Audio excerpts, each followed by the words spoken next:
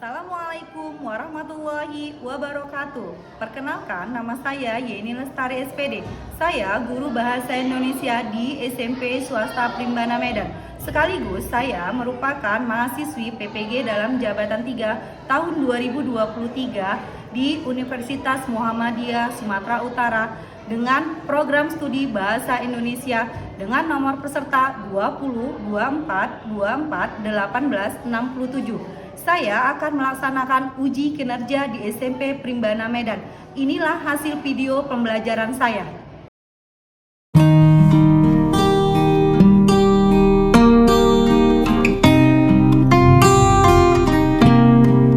Assalamualaikum warahmatullahi wabarakatuh. Waalaikumsalam warahmatullahi wabarakatuh. Good morning, all. Morning, ma'am. Hari ini akan memulai pembelajaran seperti biasanya, tetapi alangkah baiknya sebelum dimulai kita berdoa dulu menurut agama dan percaya masing-masing. Coba Krisna pimpin doanya. Teman-teman, sebelum kita akan memulai pembelajaran, baiklah kita berdoa menurut agama dan kepercayaan kita masing-masing. Berdoa mulai. Doa selesai. Greeting to our teacher.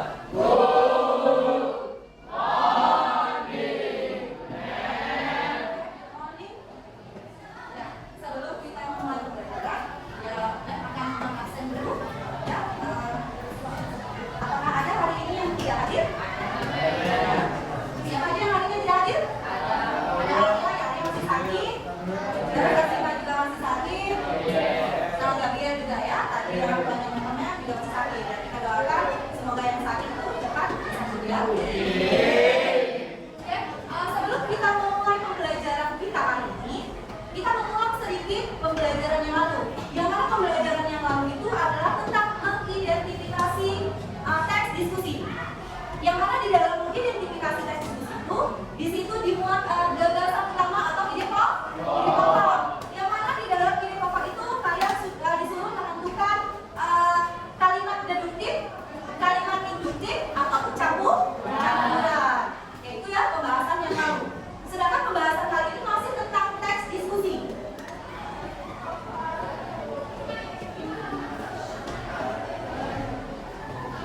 Masih tentang teks diskusi ya, yaitu menyajikan gagasan utama atau menyimpulkan daripada gagasan utama. Tujuan pembelajaran kita kali ini adalah, ya coba kita kalau bacakan kira-kira tujuan pembelajaran kita kali ini. Tujuan pembelajaran peserta didik aku menyajikan beberapa gagasan dan pendapat, argumen yang mendukung dan juga Yang kontra, solusi atas permasalahan. Buat dalam diskusi memperhatikan bentuk dan aspek kebangsaan dan aspek Islam lalu dilakukan pembelajaran DPR di depan penelitian dan Oke, tujuannya adalah ya kamu semua mampu menyajikan gagasan ataupun pendapat itu secara pro dan kontra. Yang artinya pro itu yang mendukung, sedangkan yang kontra adalah yang bertentangan ya. Nah, dengan memperhatikan daripada struktur dan aspek kebahasaan. Ya, tadi tujuan pembelajaran kita. Terus, nah di sini ada langkah-langkah daripada pembuatan atau penyajian daripada teks diskusi. Nah, coba bisa kalau baca langkah-langkahnya bisa. Langkah-langkahnya yaitu yang antara lain: 1. Uraian yang menarik, 2. Menggunakan bahasa yang sederhana, 3. Topik yang jelas, 4. Didukung dengan fakta, 5. Pertimbangan sudut pandang yang berbeda, 6. Ajukan pertanyaan, dan yang terakhir koreksi dan revisi. Oke, ini adalah langkah-langkahnya. Kita sudah jelaskan langkah-langkah daripada penyajiannya. Hanya sekedar untuk mengingatkan kamu kembali di dalam langkah-langkah untuk menyajikan daripada teks diskusi. Ya, terus selanjutnya lagi, ya ada juga struktur daripada teks diskusi. Karena penyajian kali ini adalah menyimpulkan teks diskusi itu berdasarkan struktur ya, berdasarkan struktur. Nah, ini dia strukturnya. Coba Christian baca strukturnya Christian. Teks diskusi yaitu satu isu berisi mengenai masalah yang akan didiskusikan atau dibahas. 2. Argumen yang mendukung. Argumen ini pendapat yang mendukung dibutuhkan untuk menjabarkan lebih lanjut mengenai kejelasan tentang masalah yang sedang dibahas. 3. Argumen yang menentang berisi mengenai pertentangan terhadap masalah yang sedang dibahas disertai alasan-alasan yang mendukung. 4. Kesimpulan mengenai isu yang dibahas atau usaha mengambil jalan tengah dari yang dibahas. Oke, ini tadi adalah struktur. Yang mana di dalam struktur itu ada isu. Yang isu itu kan topik yang akan dibikin ya. Terus juga ada argumen yang mendukung, itulah dia yang pro. Nah, terus juga ada argumen yang menentang.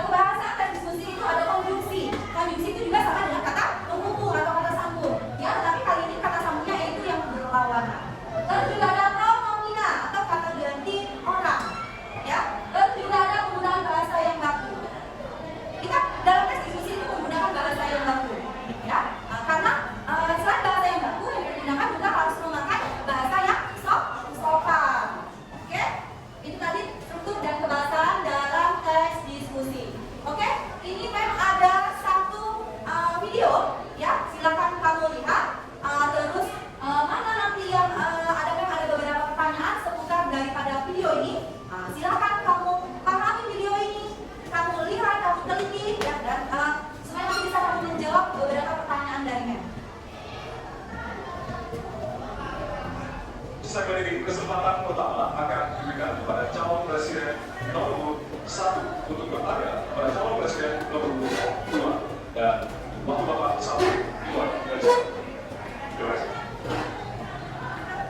Tanggal 25 Pak Prabowo mendaftar ke KPU sebagai pasangan calon presiden calon wakil presiden sesuai keputusan MK, dan kemudian dianggap dibentuk MK yang hasilnya mengatakan bahwa terjadi pelanggaran etika berat yang menyebabkan keputusan yang dibuat oleh MK secara etika bermasalah.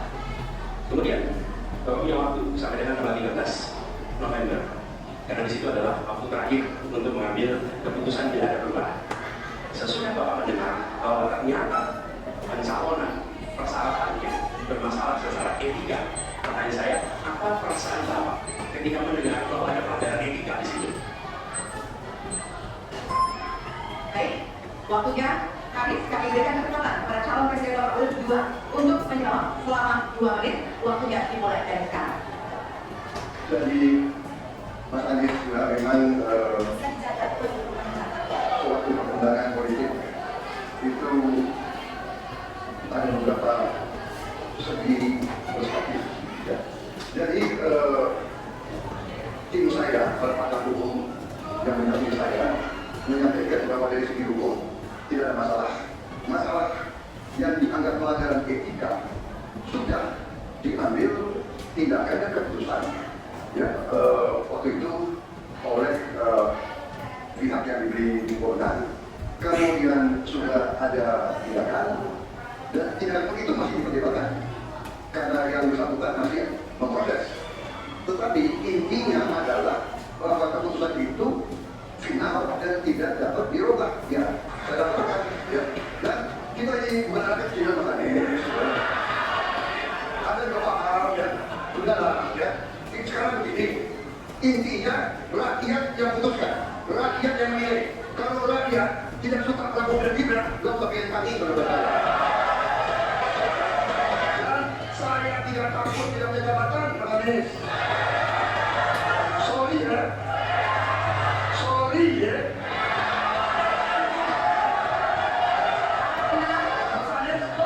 Mas Anies, saya tidak punya apa-apa. Saya sudah siap mati ke negara ini. Waktu Anda habis, Bapak, dan selanjutnya kami persilakan kepada calon presiden nomor 1 untuk menanggapi jawaban dari calon presiden nomor 2. Bapak 1, 2, dan 1. Fenomena ordal ini menyebalkan. Di seluruh Indonesia kita menghadapi fenomena ordal.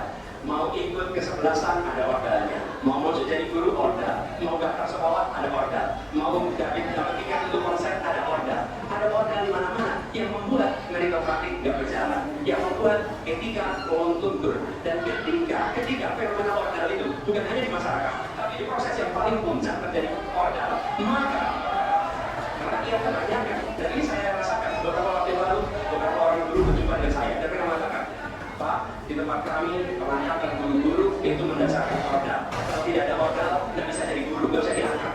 Lalu apa jawabannya? Atasan saya bilang, yang bisa angkat pakai ordal, karena kita di bawah tidak boleh pakai ordal.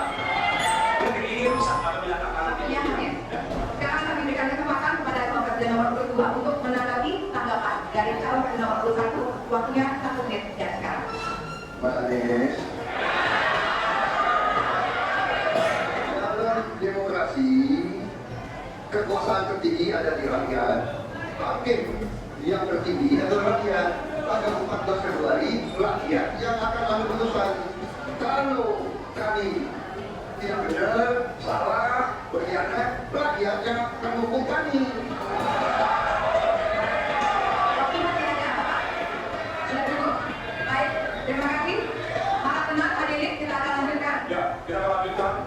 Dan untuk kesempatan ini kami berikan kepada calon presiden nomor 2 untuk bertanya kepada calon presiden nomor 3. Waktu Bapak 1 menit dimulai dari sekarang. Mas Ganjar sudah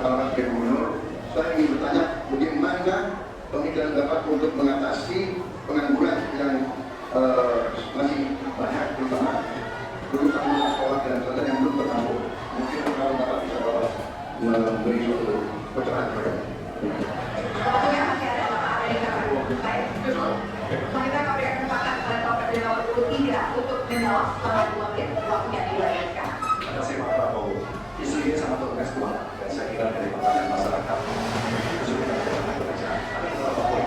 Yang pertama adalah membuka waktu prestasi yang cukup besar dengan cara memastikan penegakan hukum yang sudah berjalan baik, kepastian hukum yang berjalan dengan baik, transparan, terpantau, dan kurang cepat dalam sebuah layanan. Maka itu dilakukan mereka ketiga dan mereka tidak boleh. Yang kedua, ketika mereka datang sudah masuk ke investasi katakan pusat-pusat hukum harus diberikan kepada mereka oleh pemerintah dengan fasilitasi luasan industri umpama, insentif pajak umpama, kemudahan perizinan disopling bisnis umpama. Maka ketika kemudian itu sudah berjalan, yang harus disiapkan adalah SDM. Bukan SDM untuk menjemput itulah yang kita siapkan. Apa itu soal lokasi? Tidak ada. Dan kemudian SDM ini yang kita bisa pastikan bahwa mereka sampai dengan 12 tahun mesti sekolah yang gratis. Ini hal yang kemudian bisa kita dorong untuk kemudian mereka bisa naik. Ada juga tindakan afirmasi sekaligus untuk menurunkan kemiskinan adalah setiap satu keluarga miskin kita kasih kesempatan satu anaknya sampai ke perguruan tinggi, karena itulah yang akan membuka dan kemudian memberikan peluang pekerjaan yang jauh lebih banyak kepada mereka. Maka peran-peran inilah yang kita dorong. Kawasan industri Kendal sudah bekerja sama dengan 100 lebih sekolah vokasi. Kawasan industri di Batam sedang kita siapkan dan kita bangunkan sekolah. Kerjasama antara pusat provinsi kabupaten menjadi begitu untuk memfasilitasi itu dan kemudian kita mensosialisasikan pemerintah bisa meningkatkan. Ya, oleh karena itu saya akan kami kesempatan kepada calon presiden nomor 2 menanggapi jawaban dari calon presiden nomor 2. Saya senang mendengar jawaban itu. Berarti Bapak bisa mengakui prestasi pemerintah Jokowi dalam mengembangkan keadilan keuangan, mendorong hilirisasi, menciptakan lapangan kerja, mengundang investor ke Jawa Tengah untuk menciptakan pertumbuhan ekonomi yang bermutu dan berkelanjutan. Terima kasih. Waktunya masih ada Bapak. Cukup. Baik, selanjutnya kita berikan kesempatan kepada calon presiden nomor urut 3 untuk menanggapi tanggapan dari calon presiden nomor urut 2. Waktunya 1 menit dari sekarang. Prabowo, terima kasih. Ketika kami merancang kawasan-kawasan industri dan bagaimana percepatan itu kita lakukan, kami bahkan kami duduk dengan presiden. Kami punya pikiran yang sama dalam merancang ini karena kita ingin menjemput 2045 sebagai negara maju. Maka itu yang harus kita ciptakan. Maka ketika kemudian soal setuju tidak setuju, kami hampir 10 tahun. Karena proyek-proyek strategis nasional yang ada di Jawa Tengah bisa bereskan. Karena itu bentuk tanggung jawab kami sebagai wakil pemerintah pusat di daerah, dan kami tahu posisi itu agar kita berada dalam satu barisan menjemput keunggulan Indonesia di 2045. Cukup? Baik. Ya, dan selanjutnya kita akan berikan kesempatan calon presiden nomor 3 untuk bertanya kepada calon presiden nomor 1. Dan waktu Bapak 1 menit dimulai dari sekarang. Mas Anies sekarang jadi ibu kota, gubernur ibu kota. Dan hari ini menjadi isu mungkin saya berusaha menjadi IKN. Mas Anies, dengan berbagai kondisi yang ada di Jakarta, saya pikir orang bermigrasi, bagaimana polusi yang terjadi. Saya ingin dapat statement yang clear dari Mas Anies. Apa pendapat Mas Anies ketika kemudian Indonesia sentris itu ingin dibangun, mimpi besar anak bangsa sejak presiden sebelumnya ingin dibangun untuk memindahkan ibu kota dari Jakarta ke IKN. Silakan. Baik, waktunya masih ada Pak. Bu, baik, terima kasih. Kemudian kami silakan calon presiden nomor urut 1 untuk memberikan jawaban selama 2 menit dimulai dari sekarang. Kalau ada masalah yang ada diselesaikan, itu terus satu. Jadi ketika di Jakarta menghadapi masalah, maka masalah lingkungan hidup, masalah lalu lintas, kepadanan penduduk, ini harus diselesaikan. Ditinggalkan, tidak kemudian membuat otomatis selesai. Justru ini yang harus dibereskan. Kalau kami melihat, begitu kita bicara lalu lintas, kontribusi aparat sipil negara di dalam kemacetan itu hanya 4-7%. Jadi akan mengurangi kemacetan di sini. Yang kedua, soal lingkungan hidup, tapi yang pindah itu pemerintah. Bisnis, keluarga, masih tetap di sini, masih tidak ada masalah. Karena kami berpandangan, masalah di Jakarta harus diselesaikan dengan transportasi umum yang dibangun. Kemudian yang kedua, menambah taman yang dibangun, transportasi umum berbasis elektrik. Dan itu semua dikerjakan untuk membuat Jakarta menjadi kota yang nyaman, aman, kota yang membuat kita bisa hidup dengan sehat. Itu terkait dengan Jakarta. Jadi, jangan kita menjadi pemerintah Belanda. Mereka punya kota tua, ketika kota tua turun permukaan, mereka pindah ke selatan, bikin di sekitar Monas. Ditinggalkan, masalah tidak diselesaikan. Kita harus menghadapi masalah yang diselesaikan. Dan yang kedua, terkait dengan IKN. ketika kita memiliki masalah yang masih urgen di depan mata kita, di Kalimantan sendiri, kebutuhan untuk membangun sekolah yang rusak sangat banyak, membangun kereta api atau jalur tol antar kota di Kalimantan itu urgen. Yang merasakan dan uang itu siapa? Rakyat. Sementara yang kita kerjakan hanya membangun tempat untuk aparat sipil negara bekerja, bukan untuk rakyat dan bukan pusat perekonomian.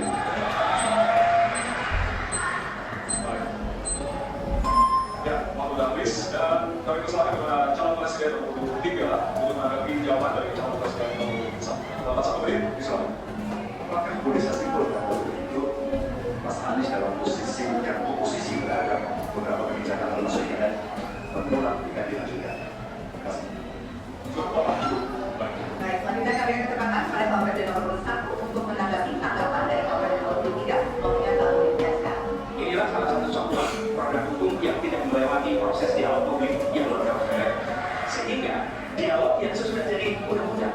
Dan ketika dialognya sudah undang-undang, siapapun yang kritis dengan oposisi, siapapun yang pro dianggap pro pemerintah. Kenapa? Karena tidak ada proses pembahasan yang komprehensif yang memberikan ruang pada publik. Ini negara hukum, bukan negara kekuasaan, dan negara hukum berikan ruang kepada publik untuk membahas sebuah peraturan sebelum jadi undang-undang. Tapi dengan nada-nadanya seperti model negara kekuasaan, di mana penguasa menentukan hukum, dan kemudian dari situ kita berdebat rokok. Kami melihat ada kebutuhan urgen yang dibangun untuk rakyat. Kalau hari ini kita belum bisa menyiapkan pupuk lengkap, tapi pada saat yang sama kita membangun sebuah istana untuk presiden, di mana rasa keadilan kita? Waktunya sudah habis. Ya, dan kami masih ada satu segmen lagi, untuk itu kami persilakan kepada bapak-bapak untuk kembali ke tempat duduk masing-masing.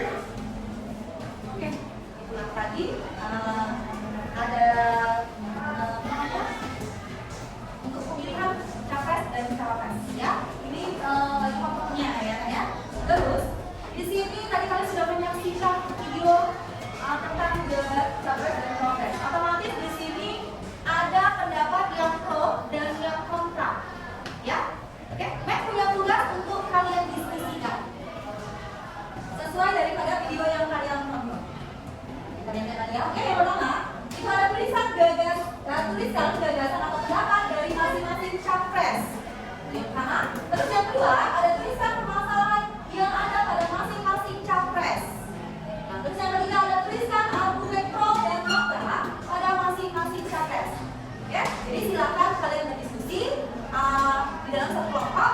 Ya, saling mengeluarkan pendapat sesuai daripada video yang kalian tonton tadi. Ingat ya. Nah, jawabannya memang selalu ada yang pro dan ada yang kontra. Oke.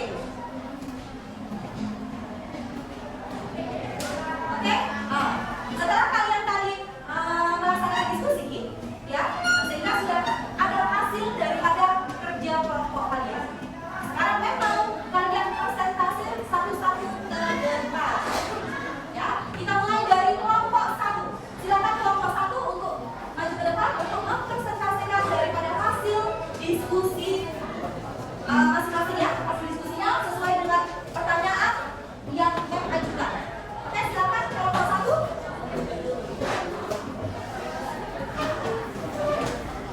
Semuanya di sini, coba yang lainnya tolong disimak. Kalau memang tidak sesuai dengan jawaban kamu, kamu bisa berargumen, ya.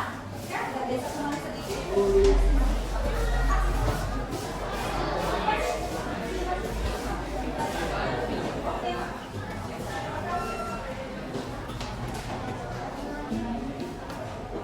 Oke, perkenalkan kelompoknya dulu. Silakan.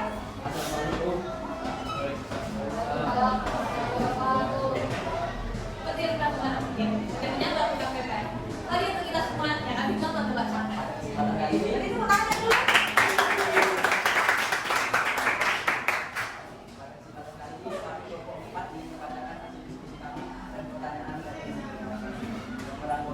Dengan anggota saya Reza. Dan saya Saneta. Saya Sofi. Yang berasal dari kelompok 1. Pertanyaan nomor 1. Tuliskan gagasan atau pendapat dari masing-masing capres. Dalam sesi saling tanya dalam debat capres ini terdapat gagasan dan pendapat dari masing-masing calon presiden. Dari nomor 1, gagasan menyoroti pentingnya menyelesaikan masalah di Jakarta secara langsung, bukan hanya dengan kebijakan di ibu kota ketika NKRI. menegaskan bahwa keputusan akhir ada pada rakyat dan menekankan pentingnya keputusan rakyat dalam adanya proses demokrasi dan kemudian menekankan kepada pembangunan infrastruktur dan pembangunan sumber daya manusia sebagai solusi mengatasi pengangguran dan juga kemiskinan.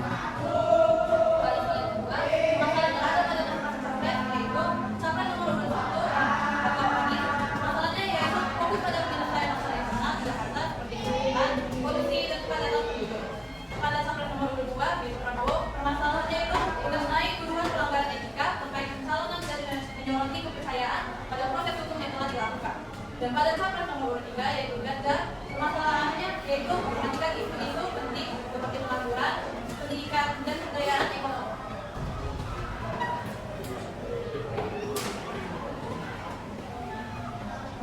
Jika tidak menunjukkan karena sebenarnya capres nomor 1 yaitu Anies menyebabkan saya masalah yang mendesak di Jakarta dan juga perubahan besar seperti pemindahan ibu kota dan tidak mendapatkan rencana dan terkait permintaan tentang ekonominya dengan kepada pejabat pemerintah terkait KPKM. Pada nomor 2 yang Prabowo, dokumen yang tetap yaitu menentukan Indonesia ya sebagai hak tertinggi dalam demokrasi, tapi kurangnya kualifikasi dan membuat pelanggaran etika dan kurangnya kejelasan dikatakan orang muda dalam mengatasi masalah-masalah sosial yang menunjukkan menyiapkan rencana progres terkait pembangunan infrastruktur dan mendidik untuk mengatasi masalah sosial dan ekonomi dan mungkin kurangnya pendekatan pada aspek politik dan pengaturan pemerintah yang dalam konteks debat. Dengan dalam keseluruhan debat itu, kita melihat bahwa masing-masing calon presiden atau capres memiliki fokus dan prioritas yang berbeda dalam mengatasi masalah-masalah yang dihadapi oleh negara. Terdapat perbedaan pendekatan dan pandangan pada isu-isu tersebut yang mencerminkan keberagaman perspektif dalam politik dan sosial Indonesia. Sekian dari presentasi kami. Apakah ada pertanyaan? Ada yang mau menanggapi dari hasil kerja kelompok 1 dari 3 pertanyaan yang ajukan? Mungkin kamu ada yang mau buat kan ada yang pro dan kontra tadi ya? Mungkin kamu ada yang pro dengan jawaban dia kelompok 1 atau mungkin kamu ada yang kontra terutama? Silakan, kelompok yang lain. Boleh? Mungkin tidak sesuai dengan apa jawaban mereka dengan apa yang kamu lihat tadi dari video tadi ya? Boleh? Silakan.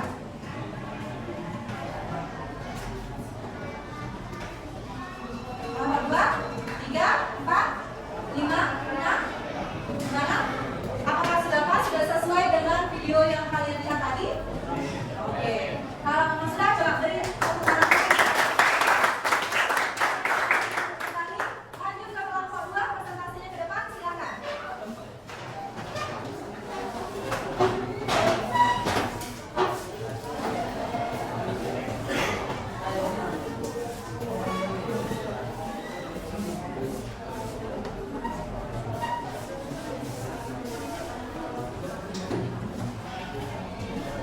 Assalamualaikum warahmatullahi wabarakatuh. Shalom, Om Swastiastu, Namo Buddhaya, Salam Kebajikan untuk semuanya. Selamat pagi teman-teman semuanya. Selamat pagi buat ibu dan juga perkenalkan kami dari kelompok 2, kami akan mempresentasikan dari hasil debat capres yang dilakukan tadi. Pertama-tama kami memulai dulu. Perkenalkan nama saya Reza. Saya namanya. Oke. 1. Tuliskan gagasan atau pendapat dari masing-masing capres.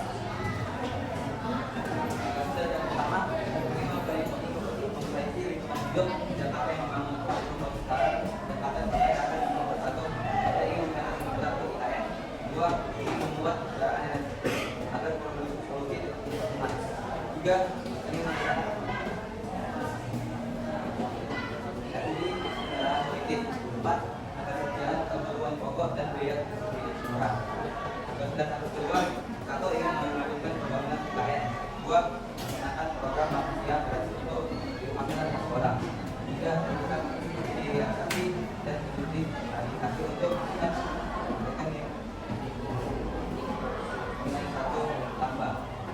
4. Menaikkan gaya lainnya atau guru, dosen, tenaga kerja, dunia kesehatan, TNI dan Polri dan pejabat negara. 5. Mengenalkan undang-undang seluruh itu pada dokter dan meningkatkan jumlah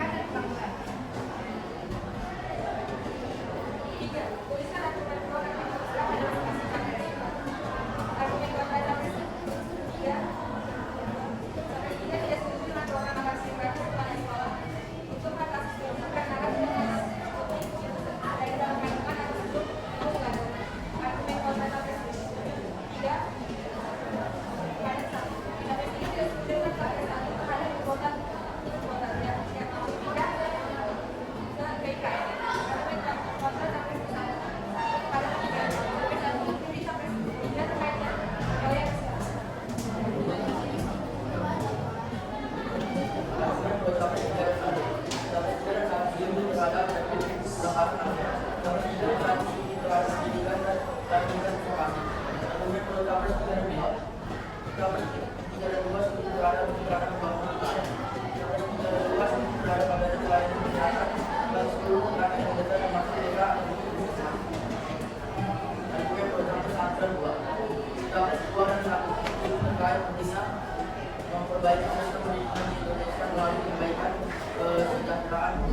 Pendapat 2 dan 2. Pendapat 1 setuju terkait pentingnya melakukan tugas bagi para karyawan untuk menjaga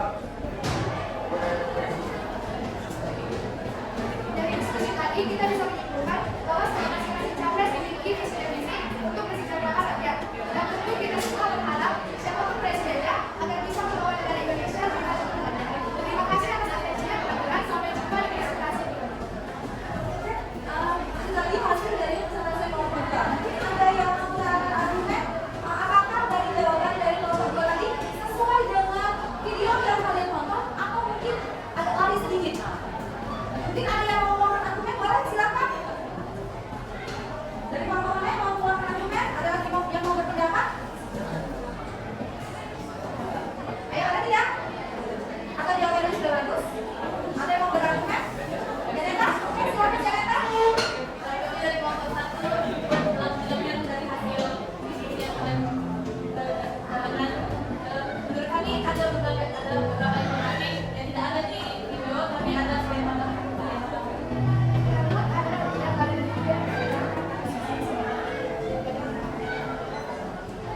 Itu apa Pak? Kalau yang ya sebenarnya ketika kamu menjawab pertanyaan itu memang murni harus dari video yang menonton. Nah, ya, jadi tidak arti dari video tersebut, isi dari video itu. Kalau sudah kamu lari dari itu nanti ya seperti ini memang ada argumen pro dan kontra. Jadi jawaban kamu harus fokus ke berbagai tadi video yang menonton. Oke, ya. Oke, terima kasih Janeta. Ada lagi? Ada lagi? Tidak ada? Oke, beri tepuk tangan untuk kelompok 2.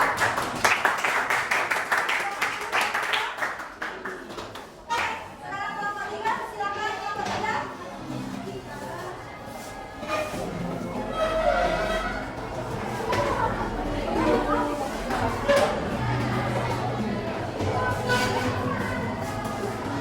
Oke, silakan. Assalamualaikum warahmatullahi wabarakatuh. Kita kasih tahu kami dan ini dengan dari video satu debat capres. Kami yang mengatakan saya siap. Satu, tuliskan penjelasan atau penetapan dan penetapan ayat 2 dan pasal yang terkait kita sudah memahami, tetapi satu dalam kedua, mengapa dari satu sesudah dan kedua kita memandang sesudah.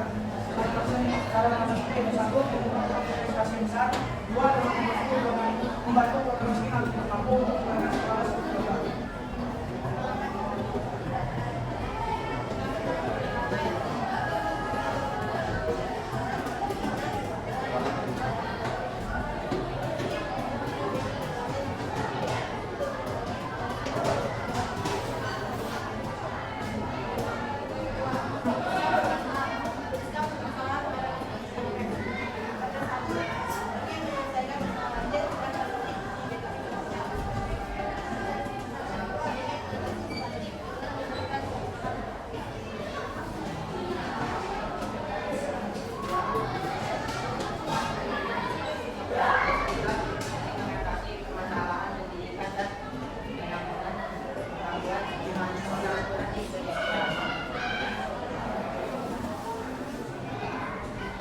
Oke, sudah? Ya, demikianlah tadi itu hasil presentasi daripada kelompok 3. Oke, ada yang mau berargumen, mengeluarkan argumennya, yang pro dan kontra untuk kelompok 3. Ada? Oke, kalau tidak ada, beri tepuk tangannya. Kelompok 3, silakan. Kelompok 4.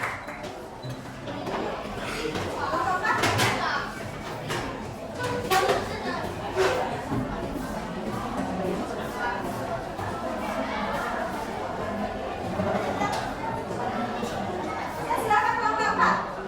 Assalamualaikum warahmatullahi wabarakatuh. Waalaikumsalam. Mari semuanya. Baik. Jadi saya akan menyampaikan jawaban dari kami perkenalkan kalau kami dari dahulu saya Fatih, saya dan kami menjawab pertanyaan dari ini. Saya di sini akan menjelaskan dari topik kami nomor 1 yaitu tuliskan gagasan pendapat dari masing-masing partai. Capres nomor 1 dapat kalau lebih baik menyelesaikan berbagai masalah yang ada di jabatan terlebih dahulu daripada beberapa lain yang hanya untuk para pejabat. Kedua, berarti bahwa hari isu pelanggaran etika bahwa rakyat membutuhkan dan masalahnya dia. Ketiga, Capres 3 dapat kalau ingin memberikan bukan gratis, kita memberikan beasiswa kepada satu anak dari orang miskin dalam perguruan tinggi. Sudah? Ya. Ada yang mau berargumen pro dan kontra? Saya yang tidak benar daripada kelompok 4. Ya, tidak ada. Kalau tidak ada, oke, silakan.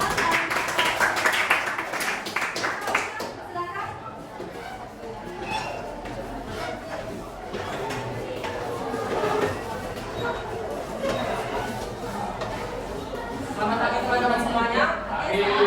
Dan selamat pagi untuk MDT. Perkenalkan kami dari kelompok 5 akan mempresentasikan hasil soal yang ada di layar depan. Pertama-tama sebelum kami akan mempresentasikannya, biarlah kami mengenal diri terlebih dahulu. Saya Krisman. Baik. Soal nomor 1, tuliskan gagasan atau pendapat dari masing-masing capres. Pertanyaan kepada Prabowo, apa perasaan Pak Prabowo jika ada terkena pelanggaran etika? Jika suatu perkembangan politik itu ada beberapa segi eksekutif, jadi dari segi hukum intinya adalah rakyat yang putuskan, bukan saya. Bagaimana jika ada masalah rakyat yang jawaban adalah dengan membangun transportasi kepada Jakarta Jaman, intinya setiap masalah diselesaikan dan menggabung. Bagaimana cara kami sekolah aturan cara masuk kerjaan dan bagi anak muda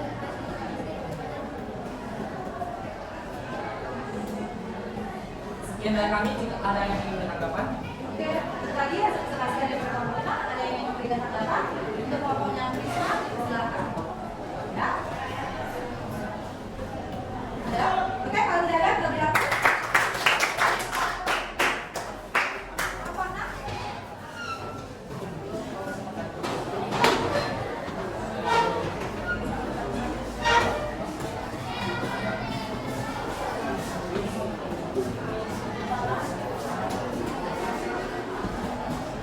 Selamat pagi teman-teman.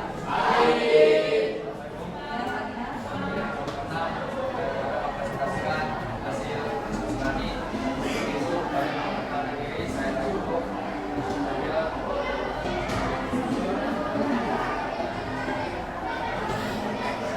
Tuliskan gagasan atau pendapat dari masing-masing capres. Menurut capres nomor 1 atau Anies, dia menolak pembangunan IKN dengan alasan lebih baik menyelesaikan masalah di Jakarta terlebih dahulu daripada memindahkan IKN. Menurut cawapres nomor 2 atau Prabowo, dia ingin melanjutkan proyek Jokowi. Proyek itu tidak mengimpor di negara barat. Dan menurut capres 3, dia ingin melakukan pengaturan etika di Indonesia dengan cara memberikan setiap warga miskin menyekolahkan sampai perguruan tinggi. Sudah. Ya, tadi hasil dari presentasi kelompok 6. Oke, ada yang mau berargumen? Oke, tidak ada. Oke, kita dengarkan.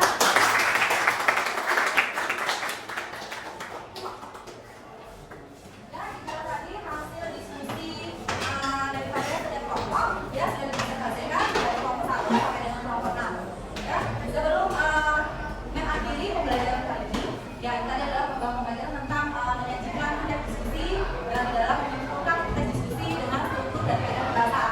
Ya, untuk pembelajaran yang kedepannya, ya untuk pembelajaran besok itu kita sudah masuk masih kepada teks diskusi, tetapi dengan penyajian yang berbeda. Ya, kali ini nanti mungkin ada